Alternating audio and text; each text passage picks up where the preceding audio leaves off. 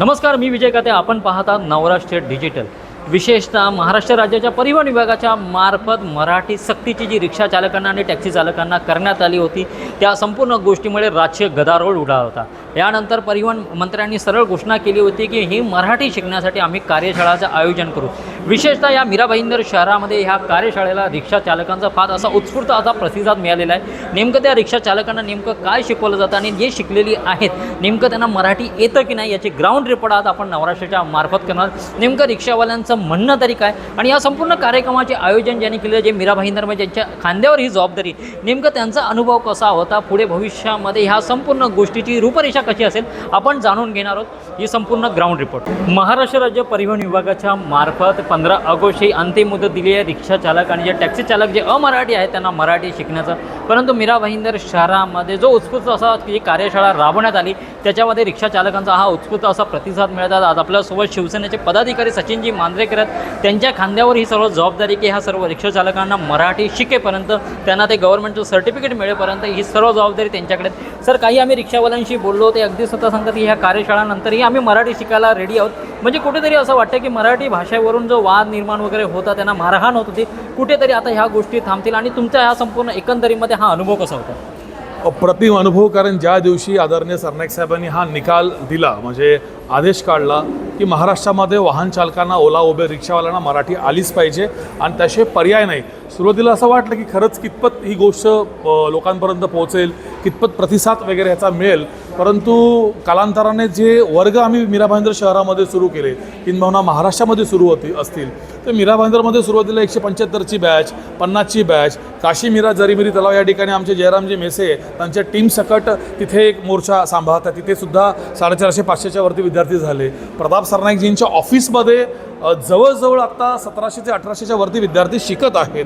ही जी Shri मोमाय global English high school आहे, SN. College आहे, या अशा महाविद्यालयामध्ये सुद्धा जवळजवळ 500च्या वरती विद्यार्थी शिकत आहेत आणि आजही नवीन विद्यार्थी या मराठी भाषेचा प्रवेश घेत आहेत.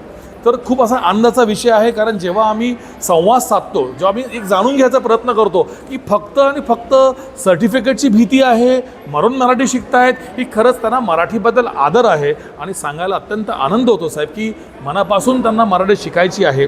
अनेकांचं असं म्हणणं होतं, अरे आम्ही इतके वर्ष या मुंबईत राहतोय, महाराष्ट्रामध्ये राहतोय, आम्हाला मराठी बोलायची इच्छा होती पण माध्यम कोणतं मिळत नव्हतं, आम्हाला सुविधा कोणती मिळत नव्हती. प्रताप सरनाईक साहेबांच्या माध्यमातून हे माध्यम आम्हाला मिळालेलं आहे आणि याचं सोनं केल्याशिवाय आम्ही राहणार नाही. आणि एक आवर्जून गोष्ट सांगावीशी वाटते, ज्या दिवशी हा विषय सुरू झाला तेव्हा सरनाईक साहेबांनी खूप छान वाक्य मला वापरलं होतं, त्याचा इथे आवर्जून मला उल्लेख करा असं वाटतो. मी जेव्हा सरनाईक साहेबांना विचारलं की साहेब आपण हे सगळे प्रयत्न करतोय परंतु याचं यशामध्ये किती रूपांतर होईल, तेव्हा साहेब बोलले होते, सचिन कसं असतं, जी भाषा बोलली जाते ती भाषेचं आयुष्य अत्यंत पुढे वाढतं. आज जर आपल्या कोकणामधली मालवणी भाषा जोपर्यंत बोलली जात आहे तोपर्यंत मालवणी जिवंत आहे, ती वाढणार आहे. तसंच ह्या मराठीचं सुद्धा आहे.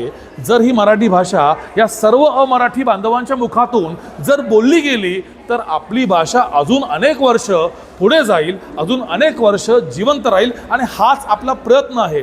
या मराठीचा प्रचारासोबत संवर्धन करणंसुद्धा आपल्या सर्व मराठी माणसांचं कर्तव्य आहे आणि ते आपण करतोय. नाही, नक्कीच मला ह्या गोष्टीवर एक प्रश्न आतापर्यंत पडलेला आहे की आतापर्यंत मराठी भाषा येत नाही म्हणून मारहाण व्हायची, त्यामुळे भीतीपोटी का होईना लोक मराठीसाठी घाबरायचे, बाबा रिक्षावाले उतरायचे नाही. परंतु ह्या कार्यशाळामध्ये मी काही रिक्षावाल्यांशी आता जेव्हा संवाद साधला तेव्हा रिक्षावाल्यांचा बोललं की आम्ही तर शिकलोय, आमच्या पुढच्या पिढीलाही आम्ही मराठी शिकवणार.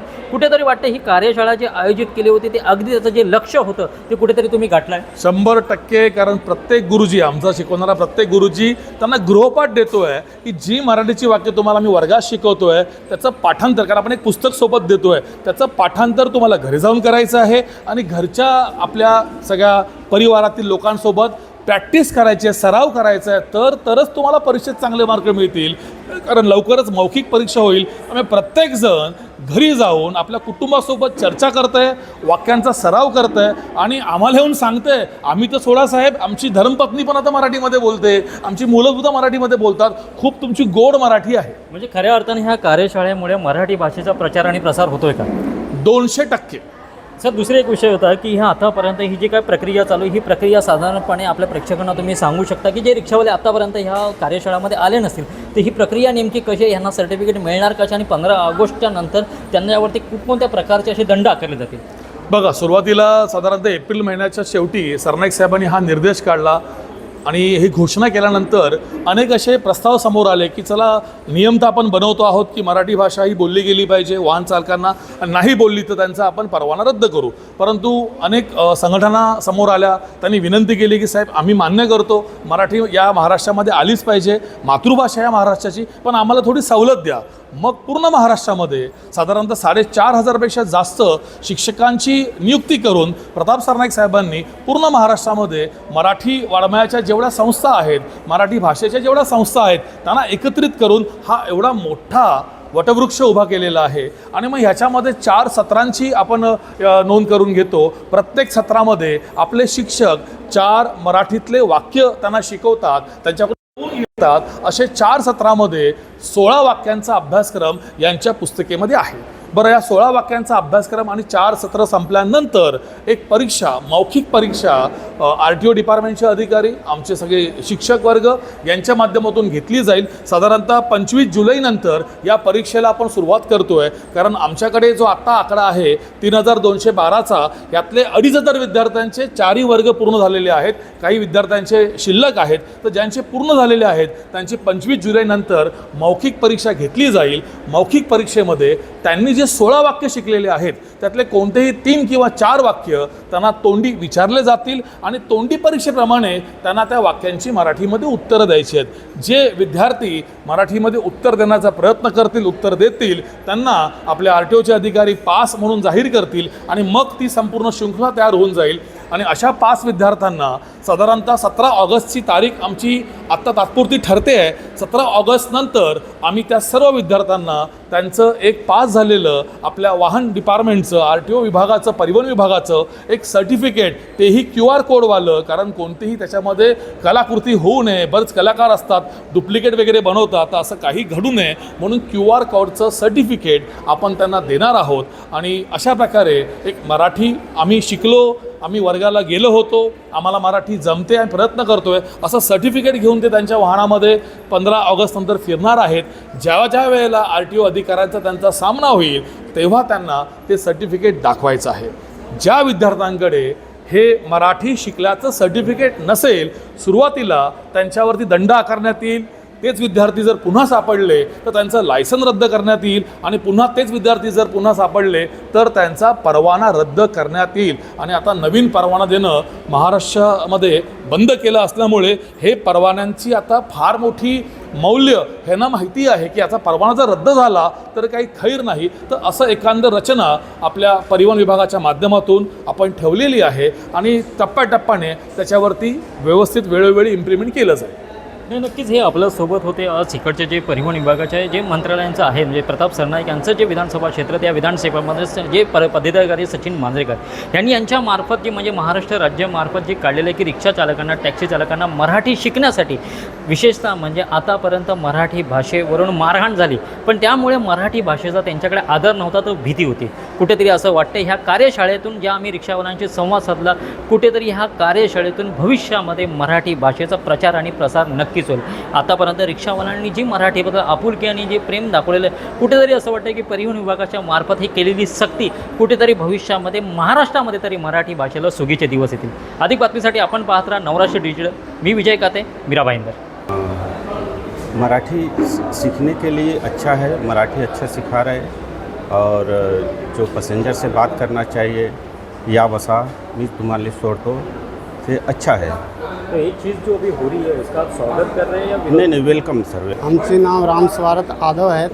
मी मीरा भाईंदरची रिक्षा चालवतो. आता मी मराठी क्लासेस मंगलनगरमध्ये करतात. आता मला पण बरोबर व्यवस्थित मराठी बोलायला शिकवतो. ये जो क्लासेस चालू थे इसके हाँ. पहले आपको मराठी आती थी क्या? हाँ, थोड़ी थोड़ी आती थी. पर अभी मला क्लासेस के कारण क्या फ़ायदा हुआ आपको? हां, बरोबर क्लासेस के थ्रू मला पण व्यवस्थित मराठी शिकायला बरोबर येतात. काय काय शिकवलं त्याच्यामध्ये? आता मध्ये पॅसेंजरच्या का व्यवहार करायचा आहे. आमची भाईंदरमध्ये शेअरिंगमध्ये रिक्षा आहे, मीरा रोडच्या मीटरच्या आहे. पॅसेंजर बोलतात अगर मीरा रोड चला तर मीटरमध्ये चला, शेअरिंगमध्ये चला, तो मी बरोबर पोहोचतो. उद्या कस्टमर म्हणून मी तुमच्यासोबत आलो, तुम्हाला विचारलं बाबा चला बाबा भाईंदरला जायचं, तर तुम्ही कस्टमरशी कसं बोलणार? मी कस्टमरला बोलतो शेअरिंगमध्ये चला या मीटरमध्ये जायचं आहे, तो आऊ माझ्या गाडी रिक्षामध्ये बसा. हो अगर बोलतात शेयरिंगमध्ये तर शेयरिंगमध्ये जातो, मीटरमध्ये बोलतात मीटरमध्ये चलतात. जो एक कार्यशाला अभी जो पढ़ाई गई है उसका आगे जाके फायदा होगा क्या? हां फायदा बरोबर होतात. रिक्षेवाल्याच्या बरोबर व्यवस्थित मराठी शिकवायचं त्याचं बरोबर आहे. तर नक्की दादा तुमचं नाव काय आहे, तुम्ही आता कार्यशाळामध्ये जाताय, नेमके कोणकोणते शब्द तुम्हाला शिकवले गेले?